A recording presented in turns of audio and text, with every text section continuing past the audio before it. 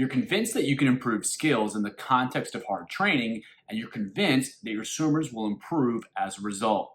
However, just because it makes sense, it doesn't necessarily mean you know exactly what to do or where to get started. Let's talk about how to make that happen. Hi everyone, Andrew here, helping you help your swimmers get faster. Ideas are great, but without implementation, they aren't worth a whole lot. And the hardest aspect of implementation is actually getting started. There's a saying that I'm paraphrasing that goes along the lines of the first step takes years, the second step takes seconds. And that's what we're going to discuss in this video in the context of integrating skills into set design. I was recently asked, I want to get started with improving skills during training sets. How do I get started? This is an awesome question because it's all about implementation, and once you get started, it's downhill from there. Here's the big picture idea that's critical for getting started. Just do something. Identify one skill and add one small component to a typical training set, and you've just started the process. You want to make it as easy as possible for yourself. As I just said, getting started is the hardest part, so you want to make that barrier as absolutely as low as possible. Just as importantly, something small is likely to be successful. It's going to be successful for you, it's going to be successful for them, and that's the starting point from which you can build momentum and start to add more and more things. If it's a positive experience, you'll want to repeat it. But if it's a negative experience, you won't want to repeat it. So do everything you can to set yourself up for success and set your swimmers up for success. Just have a great experience and make it feel like not a big deal. Here are some simple ideas to get started with. First off is just add a stroke count or just add a stroke rate. So for instance, if you're doing 10 100s freestyle, just add a stroke count during the second 50 of the odd 100s. Just ask swimmers to count, and even better, ask them to be consistent. You can also do the same thing with the stroke rate. On the odds or the evens, you give them a stroke rate, put a tempo trainer in their cap, and just tell them to hit the beeps. Just tell them to be consistent. Just with that simple step, you're getting more skill development with a focus on length and a focus on consistency. But you gotta start somewhere, and it's a perfect place to start. You could also add a kick count. Again, 10 100s, now they've got to take 3 dolphin kicks off of every wall.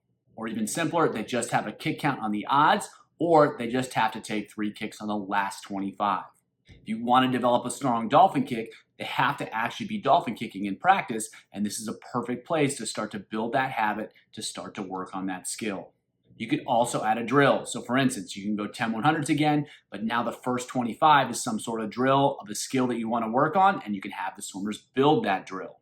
First of all, it's going to help you realize that you can implement drills into the actual training, and you're not going to lose any of the fitness benefits or the training benefits. And you started the process of helping swimmers learn how to execute drills at higher and higher speeds, which is going to improve their skill. Again, it's a very simple entry point to starting to see how drills can be part of the training process and how skill development can be part of the training process as well. Next up, you can add training aids. On those 10 100s again, on the odds, have them wear a buoy. Now we're using training aids to place an emphasis on more skills. In this case, we're putting an emphasis on the upper body, challenging them to be more effective with their upper body. This shouldn't be too difficult to do. I imagine at some point you've used a pull buoy, you've done some pulling work, so it should be a relatively comfortable change. The difference is now you're thinking about, all right, if I use a buoy, I can further challenge their skills of their upper body, and that starts the process, the thought process of using training aids to improve skills. As another example, you could have them use a snorkel on some of the repetitions too to help them get a better feel for what it's like to have a really great breath, because there is no breath, or you could use drag socks to emphasize the kick. Lastly, you can change their hand positions. So if they're going 10 100s again, the odds, the first 50, it's done with a closed fist. The hands are ultimately a huge part of creating propulsion, and if you can help swimmers improve the use of their hands, they're going to be able to create more propulsion and more speed. And by changing how the hands interact with the water, we're potentially improving how the hands interact with the water. If they can slowly learn to execute great skills with closed fist or other hand postures under pressure, they're going to be better able to use their hands in order to create propulsion under pressure. Again, you're using simple, effective strategies to implement and integrate more skill development into the training. As you get comfortable with any or all of these strategies, it's just a matter of adding more and more over time to make it more and more difficult over time.